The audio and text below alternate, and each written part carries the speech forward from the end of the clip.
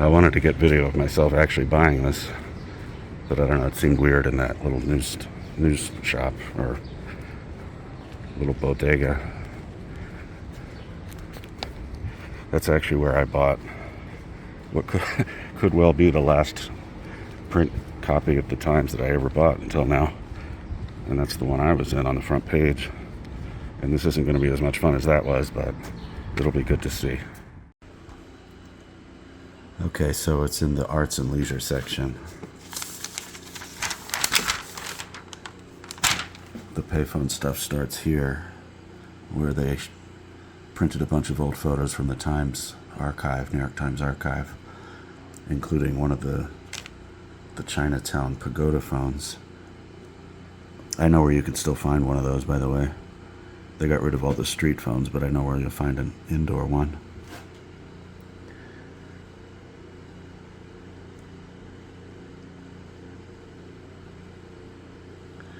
And, but my little 15 seconds is back here. Here they have a photo from that really bizarre ceremony a couple of weeks ago. This was like an announcement absolutely nobody was waiting for, but they made a spectacle out of removing what they claimed were the last two outdoor street phones. And I've already proven that that was a lie. And I proved it again today, although I haven't processed the video yet. But there I am. This looks like a much shorter version of the online article that posted. I guess that was about a week ago, Friday. And these photos. Oh, but you know what you gotta love is my payphone radio card made a couple of cameos. There's two of them on that Central Park phone. That's the what do you call it? The carousel or the merry-go-round, whatever they call that thing. You can, no mistaking, that's my payphone radio card. And oh, that's right. I actually think the dude removed that one because that's from 77 Water Street, and I put my cards there several times a week. Well, actually, I haven't been as frequent about that. But anyway, if you look at the online version of this story, you'll find one more photo where my payphone radio card made a cameo. I don't know the photographers here, but I was in correspondence with them before they started looking for payphones, and I guess I gave them some good advice. I don't know. But as long as I'm showing off my Times appearance, why don't I go back to the real one? I mean, not the real one, but the big one. So when this one hit the stands, it was May 2004, and I told a friend, hey, look, check it out, I'm on the front page of the Times. And I think he just didn't believe me. But when he saw the paper, he thought that was me. And because at the time I was at least attempting to do professional or semi-professional photojournalism, and he thought I got the Washington detail or something. But no, I was talking about this. And this is probably the last time payphones made A1. Made A1 in the New York Times. And I say that not just to pat myself on the back, but because payphones actually did make the cover of the papers a lot during the 80s and 90s, because they were still very relevant. But not after this. Right, this was in the Metro section. I mean, at first it opened on A1, but the Metro doesn't exist anymore. But when I was working with the writer on this, I remember at some point he just started saying he had a eureka moment of some sort. And he said, this is A1. This is front page stuff, this story we're doing. And I thought he meant front page of the Metro section. I didn't realize he was talking about front page.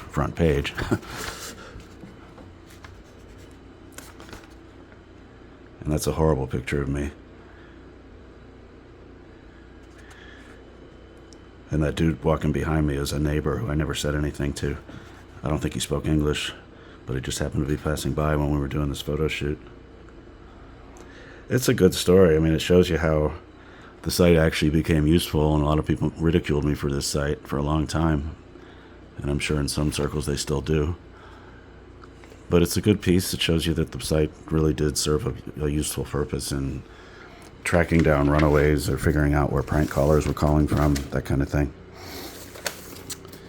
And there was one other New York Times piece, and I don't think I have a physical copy of that one anymore. But I'll see if I can find it on my website. I scanned it.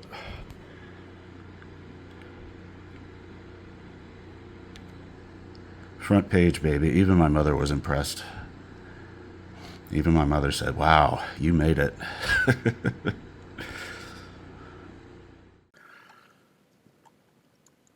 So the first time I was in the Times was this issue, May 14, 1998. And I don't mean to sound all obsessed with being in the Times or anything. I don't really mean, don't want it to look like I'm even showing off or anything, because this isn't really worth showing off. But my connection to the Times was more than being written about in it. It was that I contributed a lot to it. I ghost wrote a lot of things. I ghost wrote a major piece for the magazine, a book, a number of other things. Never made a dime from any of that, but that's journalism for you. Anyway, in this issue I was in the circuits section, which, let's see, I don't really use the Times machine that much, so I'll just figure out where G1 is. But when I say I ghost wrote things,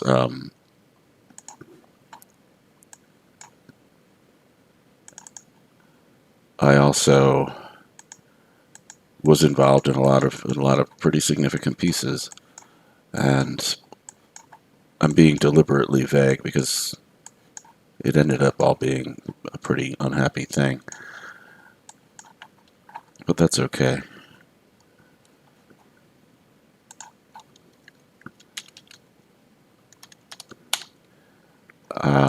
But the one story that I've told a number of times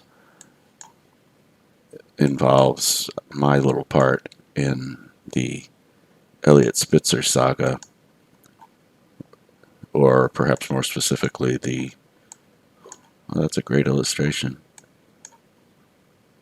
An advertisement for the New York Botanical Garden. Look at that thing. Looks like a giant bed bug. I mean, I know what it's supposed to be. That's a great illustration.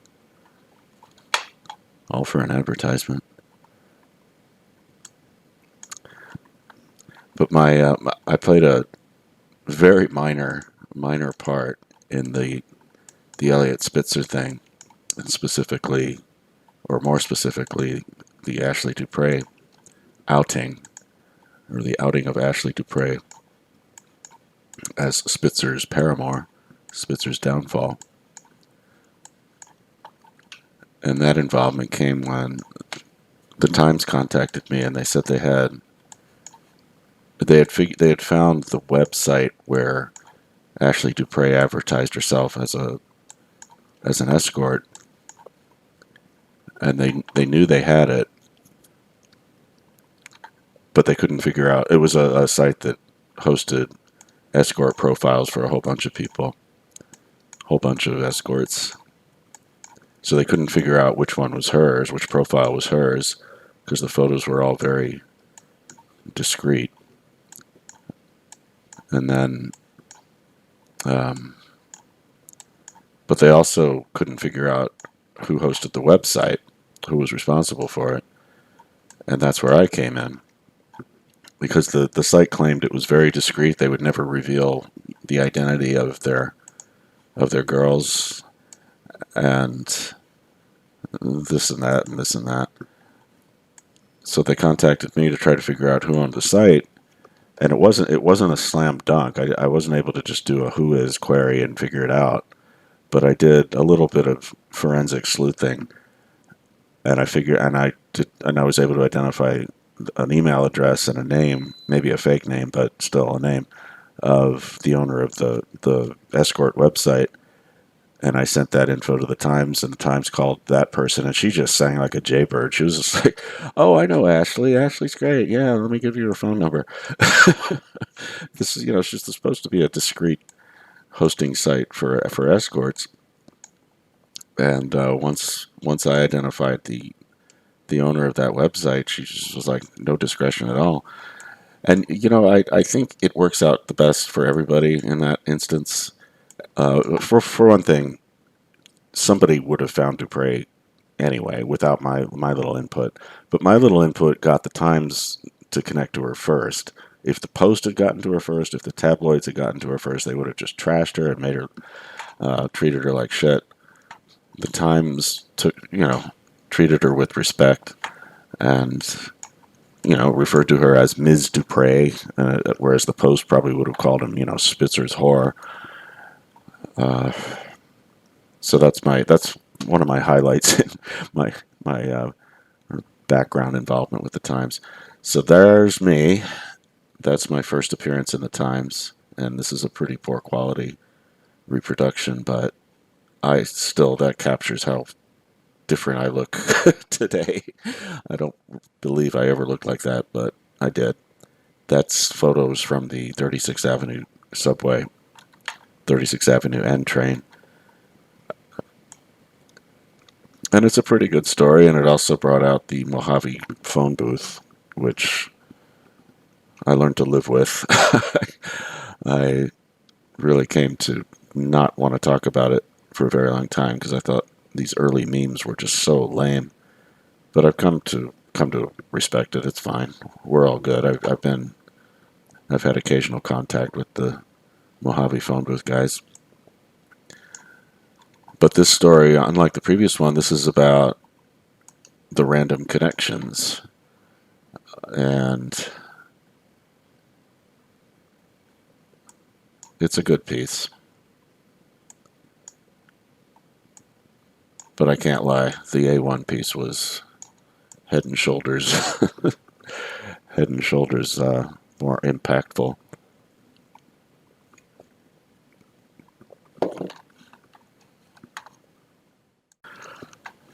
And as long as I'm talking about the Times, I wanted to demonstrate something. I've been meaning to do this for a while.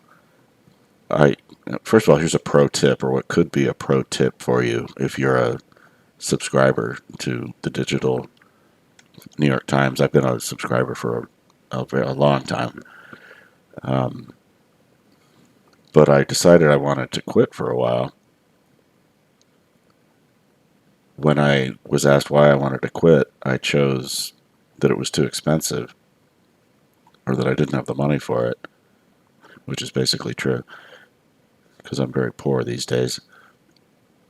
So when I chose that as my reason, I was given an option to subscribe for a year at $1 a month instead of I think it's $17. So that's a pro tip. Might not work for you but if you're a subscriber and you want to pay $1 a month, give it a try. Give it a try. Say you're going to cancel your account, and give the reason as that it's too expensive, and maybe they'll give you a year for $1 a month, because that's what they did to me. But this is what I've been meaning to do for a long time. When I was considering canceling the subscription, I looked at the free version of the Times that you find on the dark web, on the Tor browser specifically. So you can get the complete content of the Times for free on Tor over the dark web. If you can it's the only way you can get to it, as far as I know, is using the Tor browser. But it comes with a lot of shortcomings, or a lot of compromises. You don't see the comments. You don't see there doesn't seem to be any way to search. There doesn't seem to be a search engine, although the Times site search really sucks. So maybe that's all fine. It is very, very slow. Like, let's see how long it takes to load this. And I'm on a fast connection here. I'm on 300 up, 300 down. Oh, actually, that's not as slow as I expected, but let's see what happens. It's typically a lot slower than this. Let me just put it that way.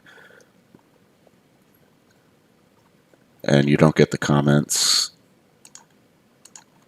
which in many cases, I hate to say, is the main attraction for a lot of content. That's not just unique to the Times. But here I'm trying to access the payphone story from a couple weeks ago. And this is more typical. This is more typical of how freaking slow. This is like dial-up speed. This is like maybe a 56K modem, but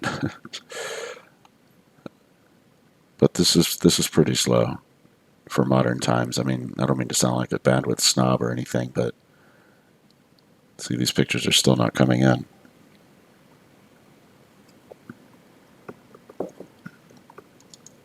And there's other problems with the difference between Tor and a regular browser. See, this is how things look on. This is the Opera browser, and you see how much faster that comes out. It's still a pretty image-heavy page, but that seemed to be the point of it.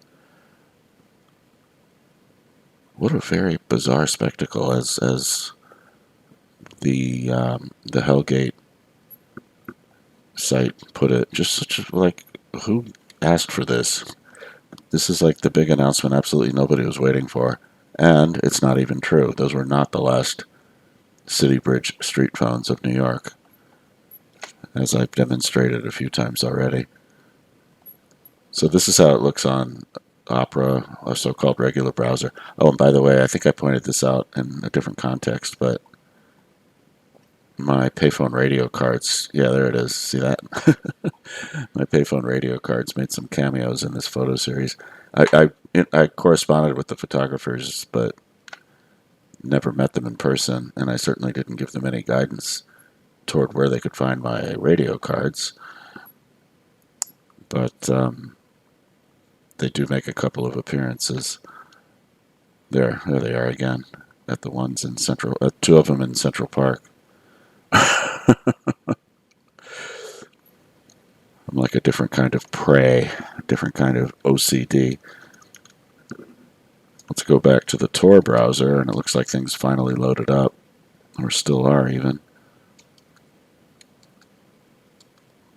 And it looks pretty much the same as on a regular browser, but there are a lot of multimedia stuff, multimedia type features and applications that really just don't look like anything on the Tor version of the Times.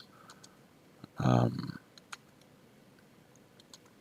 you are left to ask, like, why did the Times even make its site available this way?